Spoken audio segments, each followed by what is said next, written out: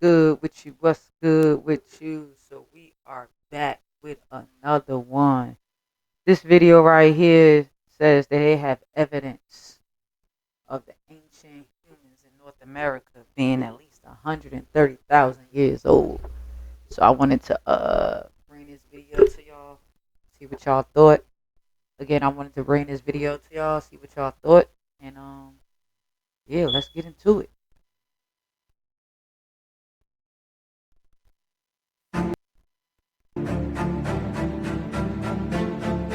An international team of archaeologists from the United States and Australia has concluded that the first humans to arrive in what we today call the Americas may have actually been Neanderthals or Denisovans. The peer-reviewed paper was published in the prestigious journal Nature. The archaeologists specifically used the term unidentified species of hominid in their paper to emphasize that they believe it was not Homo sapiens.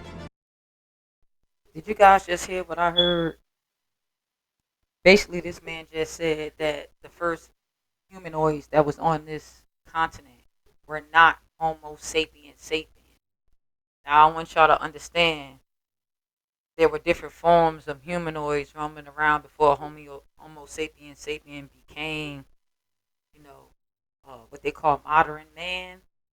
But that makes you wonder, right?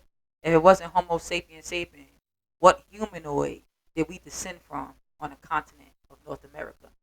Let's keep going. Most archaeologists will simply never believe it. The dates are too old for a site in Paleo-America, the tools are too primitive and the implications too mind-boggling. The claims are extraordinary and the potential implications staggering for some to believe. Indeed, an extraordinary chapter has just been added to the story of the first Americans. Finds at a site in California suggest that the New World might have first been reached at least 130,000 years ago, more than 100,000 years earlier than conventionally thought. This occurred during the last interglacial, known as the Eemian or MIS-5E period. If the evidence stacks up, the earliest humans to reach the Americas may have been Neanderthals or Denisovans rather than modern humans. Researchers may have to come to terms with the fact that they have barely scratched the surface of the North American archaeological record. Chris Stringer at the Natural History Museum in London said, "We often hear statements in the media that a new study changes everything we knew. If this result stands up to scrutiny, it does indeed change everything we thought we knew about the earliest human occupation of the Americas." Indeed, archaeologists were once convinced that the first humans in the Americas were the Clovis, who made a distinctive kind of stone tool. This idea became So if you was on my last video, we already know who the Clovis people were, right? It ain't had nothing to do with DNA, it ain't had nothing to do with nothing. It's where they found some of their tools in that area 10 miles away. So I want y'all to understand that they literally been teaching us stuff in school that's a hypothesis and don't make no sense and don't have a shred of evidence to go with it. Let's move forward. dogma, and any archaeological sites that seemed older than the Clovis were dismissed, often on flimsy grounds. Only in the past decade or so has pre-Clovis settlement become accepted. The story of how humans got to the Americas isn't a simple one. The New World wasn't conquered by a single group of humans. Different populations migrated and interbred in a tangled web. This is the new normal for human evolution. Clovis first was once the rallying call of archaeologists studying humanity's settlement of the Americas. It referred to the idea that the prehistoric humans who made the distinctive Clovis bone and ivory tools must have been the first humans to enter the New World, about 13,000 years ago. Now we know that was wrong, and the idea that pre-humans could not have populated most of the planet, including Australia and the Americas, is also becoming a house of cards. Like much of the received wisdom about human evolution, the archaeology of the Americas has been subject to revision in recent years. New discoveries leave no doubt that humans arrived earlier than 13,000 years ago, likely far earlier. Some of the evidence for occupation is still hotly contested. Moreover, who these humans were is also proving difficult to pin down. The evidence comes from a Alright, so I want y'all to hear what this man just said real quick. They don't know who the hell was over here. And they already said that it wasn't Homo sapiens sapiens, right? So, what humanoid ran North America, South America, and the American continent almost 130,000 years ago if it wasn't Homo sapiens sapiens? Now, fun fact, I know that I want to say 5, maybe 8 years ago, it was a North Carolina man whose granddaughter took his DNA and got it tested. And if y'all don't believe me, y'all can look this up. And it said that that brother was not Homo sapiens sapien. His X chromosome did not match the current chromosome of Adam, which is Homo sapiens sapien. And so this is basically saying what his DNA strand say. He comes from another form of humanoid that is not Homo sapiens sapien. And if you ask me, it might be older than Homo sapiens sapien. So let's continue. A coastal site on the west coast of North America of Southern California. In the early 1990s, highway excavations exposed fossil bones belonging to a mastodon, an extinct relative of the elephant. Researchers moved in to examine the site, and they soon decided that this was no ordinary mastodon fossil. Many of the bones and teeth were fragmented, some with spiral fractures that are produced when humans break open fresh bone. Alongside the broken bones and teeth, the researchers found stone cobbles that had evidence of impact marks on their surfaces. 2 were particularly large, about 15 centimeters in diameter, and each was surrounded by small bone and teeth fragments.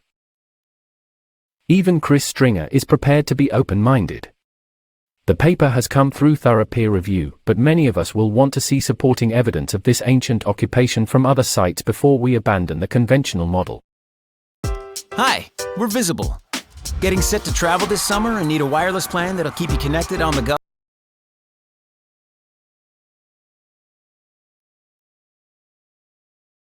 He said. Taken together, the evidence points to one scenario.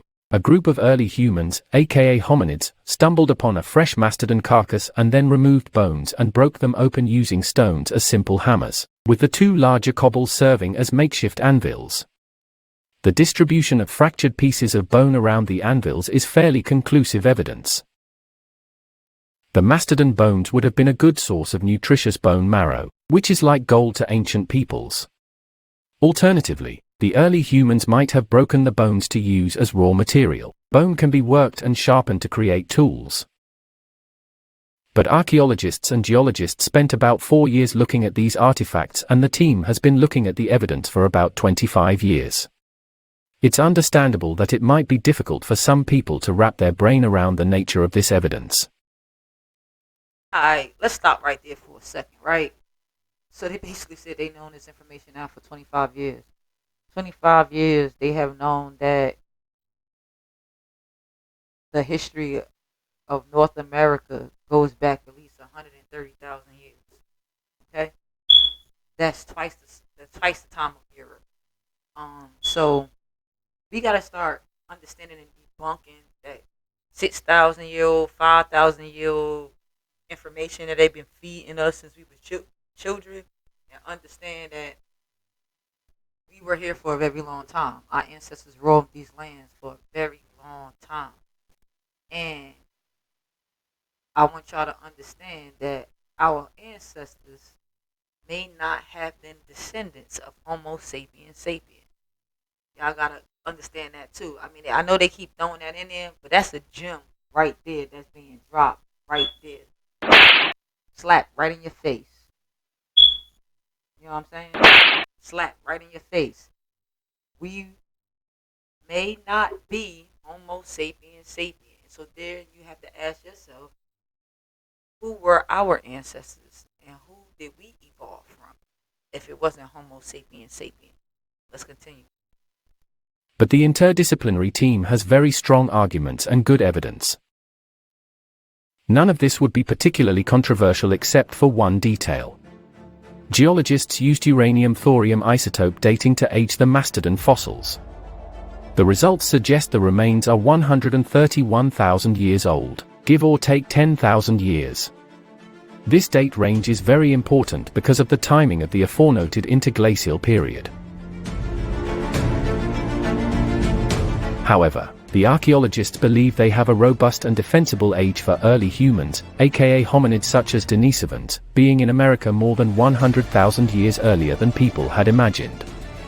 Exactly who those ancient humans were is impossible to say, because there were no human fossils at the site. But there are a range of possibilities, say the archaeologists. They could have been Neanderthals or Denisovans or some closely related branch. Both of these groups. Alright, y'all, so this is the part of the video I really want y'all to focus on. They don't know what humanoid was over here.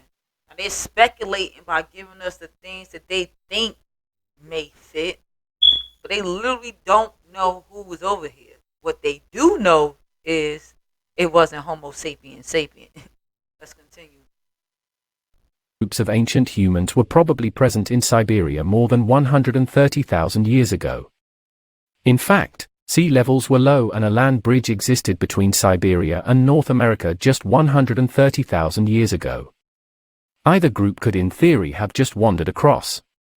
Another possibility is that during the warm period starting around 125,000 years ago, when seas were 20 feet higher than today and virtually no glacier existed in the northern hemisphere, they could have used boats. We know that hominids made it to remote islands in the Philippines and Indonesia that were never connected to the mainland during even the lowest sea levels, almost 1 million years ago.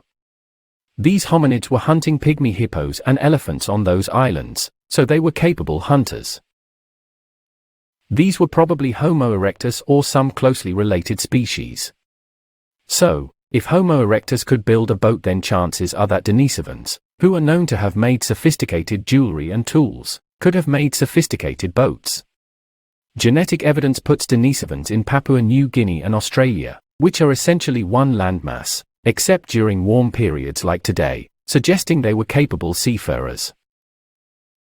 Denisovans also lived in the Tibetan Plateau at altitudes above 10,000 feet and passed on genes which help people today breathe at high altitudes and hold their breath for long periods underwater. Dragon Man, who lived in northeastern China, and whose skull is dated to at least 146,000 years ago, is another intriguing possibility. He was living in a very northerly location, which would have been very cold and required technology such as clothing and shelters to survive. He had a massive cranium, and was probably a Denisovan or closely related creature, and what he was doing living in such a cold climate is a mystery in itself.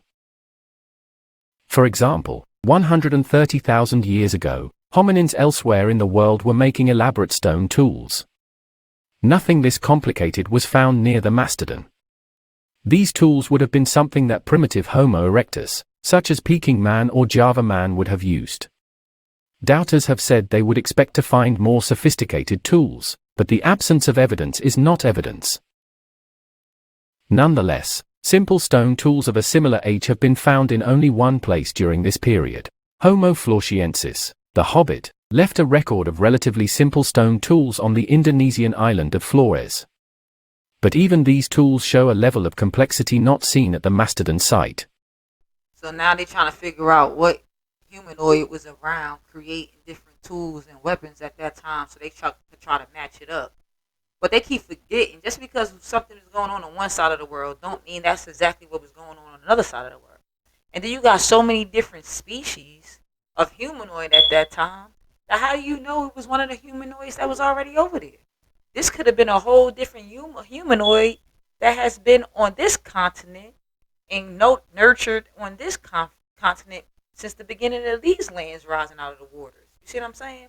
They always trying to justify or take what they know here and put it here, and take what they know here and put it there, like they try to take every person that had a black skin and call them all one culture, Negro, knowing we came from all kinds of different cultures. Same thing with the Latino brother, all kinds of different cultures. But because you look alike, you got to be the same, right? Wrong. So, just wanted to point that out. Let's keep going. We got like 2 minutes left. Recent evidence suggests Homo erectus may have survived until at least 100,000 years ago on nearby Java, indicating that they were around longer than once suspected. Less likely, the hunters might have been modern humans, Homo sapiens, that made it to the New World 130,000 years ago. Recent archaeological evidence suggests our species was in China over 100,000 years ago, which is much earlier than once thought. Perhaps modern humans were in East Asia even earlier than the Chinese fossils suggest, and moved into the Americas from there. However, given that genetic studies strongly suggest that indigenous populations in North America trace their roots to much later episodes of colonization, it would seem likely that whatever hominids arrived there 130,000 years ago didn't survive to mate with modern humans. It should also be noted that the authors of the paper stated that they have no conflicts of interest. And when it comes to this site, one thing is sure: you can't pin the blame on the Cro-Magnons.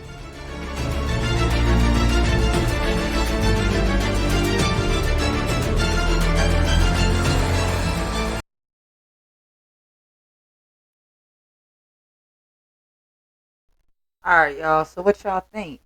Shout out to Mysterious Origins. That's where I got that video from. So what y'all think? What do y'all think about the information that they found out?